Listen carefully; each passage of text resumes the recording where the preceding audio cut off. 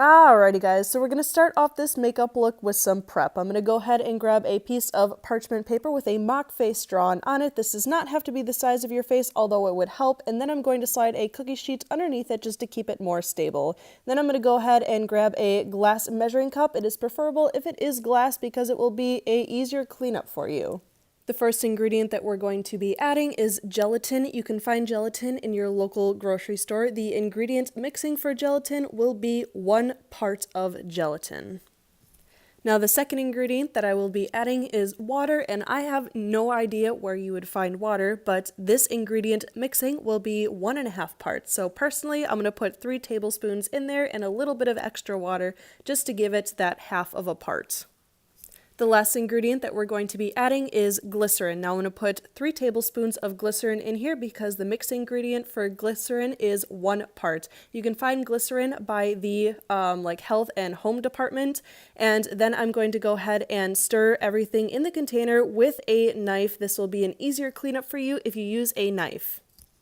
Now this is the scariest part, which is the heating of this product. Do not heat it more than 15 seconds. You will regret your life. Only heat it for 15 seconds. Otherwise you will have a bubbly mess and your glycerin gelatin water mix will not be a-okay. So if you're picking up what I'm putting down, this mixture heats up very fast, so be very careful because it will be hot and you will burn yourself. It is safe for you to eventually put it directly onto your skin, although it's still very hot, so I wouldn't recommend it.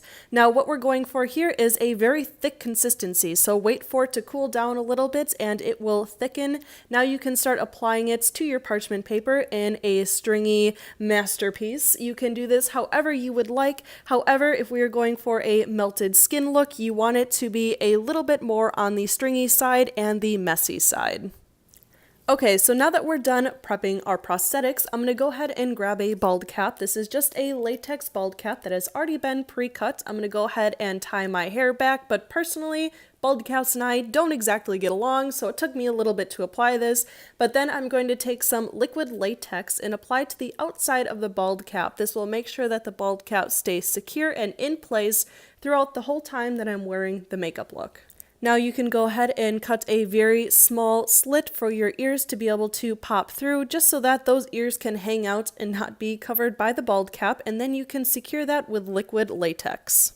Now we're going to grab the prosthetics that we previously made and give them a little bit of a haircut so that they fit onto our face, and then we're going to grab some liquid latex and use this as our adhesive. So we're going to put liquid latex everywhere that we want the prosthetics to be, and then we can take the prosthetics and gently press it onto our face. This is going to adhere the prosthetics to our face and make sure that they will not go anywhere the whole time that we are wearing this look. Now I'm going to keep doing this process, applying latex, applying the prosthetics, gently patting it, and repeat over and over until my whole face is full of these prosthetics, and I will keep going with that. And this is what all of the prosthetics on the face look like. Now I'm going to go ahead and grab a plate of red yarn. This is going to be the veins for the face, and how we apply this is a layer of liquid latex, and then I'm going to take the red yarn and I'm going to put this onto the liquid latex. Now the yarn is going to stick to the liquid latex, and I can bend the yarn in any shape or size how I want it to,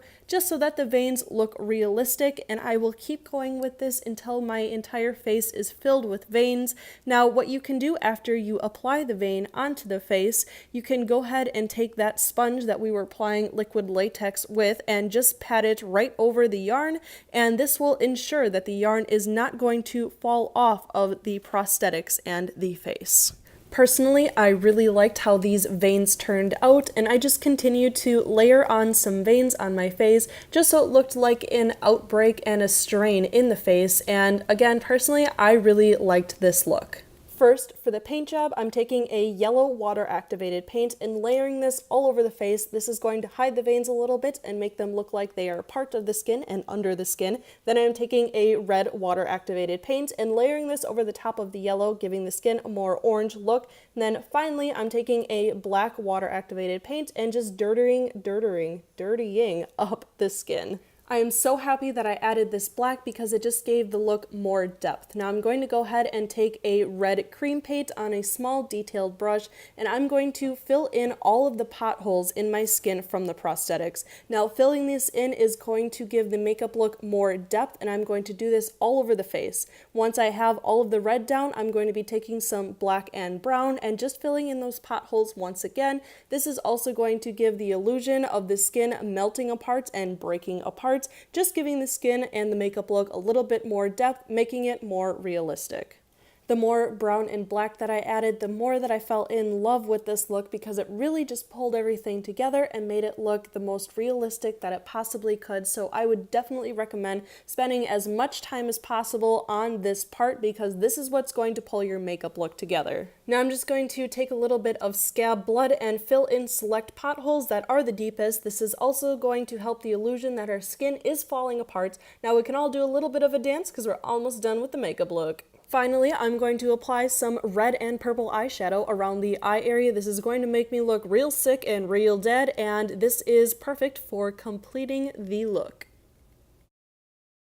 Hey beauties, I just wanted to thank you for making it this far in the video. I hope that you had just as much fun watching it as I had as fun creating it. I had such a fun time coming up with these ideas and being able to put it together for you guys all into one video and be able to describe exactly what I'm doing so that you guys can go home and create this makeup look as well. And if you do create this makeup look, be sure to tag me in your photos. All of my social media accounts are down below, so please, please, please tag me in those pictures because I want to see your creations if you did decide to recreate this look.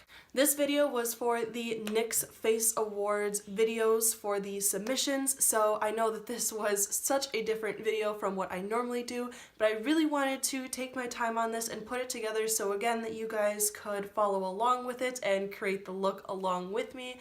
And also I just wanted to make a high quality video, so that's why there are so that's why there are voiceovers that I don't normally do and a story in the beginning that I don't normally do, and I wanted to have this a high quality video for you guys, so I hope that you enjoyed. But that's all I have for you guys today, so I will see you in the next video, and I hope that you have an absolutely wonderful rest of your day. Bye beauties!